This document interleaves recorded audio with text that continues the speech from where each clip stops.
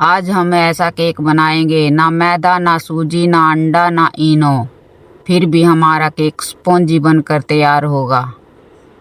आपने ऐसा केक पहले कभी नहीं खाया होगा।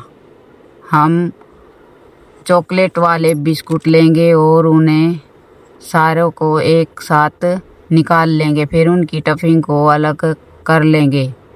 सारी टफिंग को ऐसे ही हम सभी बिस्कुटों में से निकाल लेंगे। अब हम उनको मिक्सी में डालकर रख देंगे। अब हम ब्रेड लेंगे और उनके करड़े करड़े पार्ट को, ब्लैक पार्ट को चाकू की सहायता से सारे पार्टों को अलग कर लेंगे। ऐसे ही करके हम सभी ब्रेडों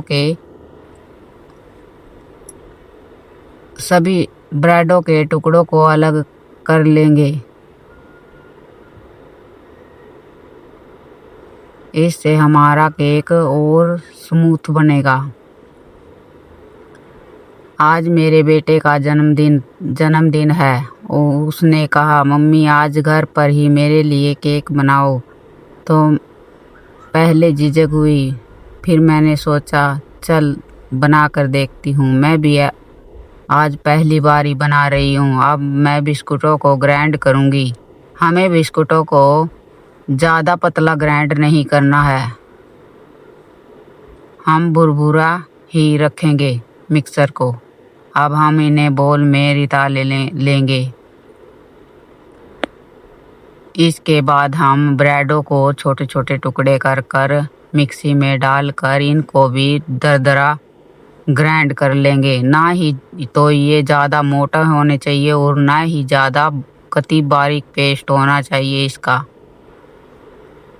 इसका भी हम मीडियम साइज से दरदरा कर लेंगे।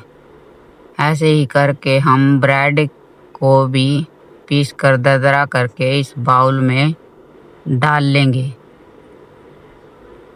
देखो कितना सही टेक्सचर बना है इसका। ये ना तो ज़्यादा नरम है और ना ही ज़्यादा मोटा है और ना ही ज़्यादा बारीक। अब हम चीनी को ग्राइंड करने के लिए जार में डालेंगे। अब हम चीनी को ग्राइंड करेंगे। हमने चीनी को ग्राइंड कर लिया है। देखो कितना पतला स्मूथ बना है,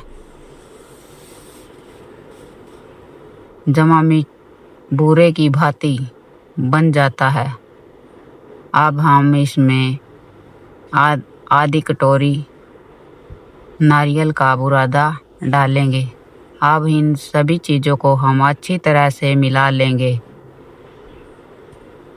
मेरे बेटे के कहने पर मैं ये केक बना रही हूँ। आप दोस्तों बताना, क्या मेरा केक मेरे बच्चे के उम्मीदों के मुताबिक बन पाएगा या नहीं।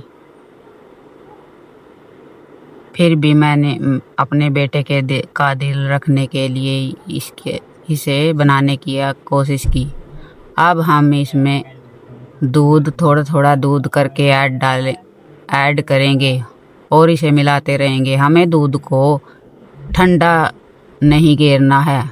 हमें थोड़ा गुनगुना ही दूध को करके इसमें डालना है। हम धीरे धीरे करके इसमें दूध डालते रहेंगे और इसे अच्छी तरह से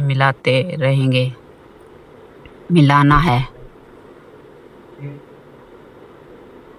ऐसे अच्छी तरह से हम इस मिक्सचर को अच्छी तरह से मिलाना है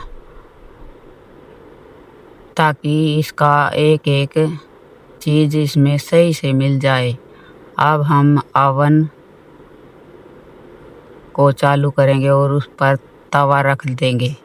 तवे में के ऊपर हमें भगोना रखेंगे छोटा और उसमें टिश्यू पेपर लगाकर उस पर घी लगाएंगे।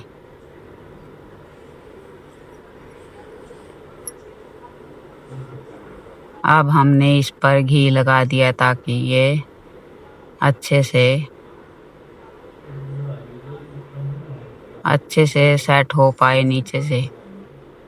अब हम इस मिक्सचर को धीरे धीरे करके इसमें डालेंगे और फिर इसे सही सेट करेंगे। हमें इसको अच्छी तरह से सेट करना है। अब हमारा मिक्सचर सही से सेट हो गया है। अब हम इसे बनने के लिए रख देंगे ढककर, और बीच बीच में हम इसे चेक करते रहेंगे कि यह अंदर से कच्चा तो नहीं रहा। 1 घंटे में हमारा केक बनकर तैयार हो गया है। दोस्तों, हमारे पास इतनी वो क्रीम से टफिंग करने वाली क्रीम हमारे पास अवेलेबल नहीं थी, क्योंकि हमारा गांव शहर से बहुत दूर पड़ता है। इसलिए मैंने जो भी घर में अवेलेबल था मैंने उसे से इसकी डेकोरेशन कर दी।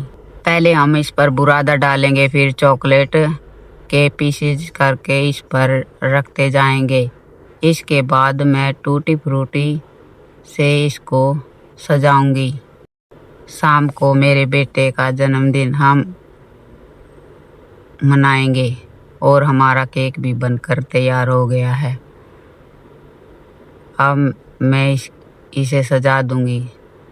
लो, हमारा केक बन सज कर तैयार हो गया है। देखो कितना अच्छा लग रहा है। अब मेरे बेटे ने इस केक को कट किया है और मेरा बेटा इसको देखकर बहुत खुश हुआ। और देखो ये केक अब ये दिखाएगा कितना स्पॉन्जी बना है। देखो कितना स्पॉन्जी बना है। मुझे तो यकीन ही नहीं था कि ये बनकर इतना अच्छा तैयार होगा। आप बताना मेरा केक अच्छा बना है या नहीं। आपको मेरा केक अच्छा लगे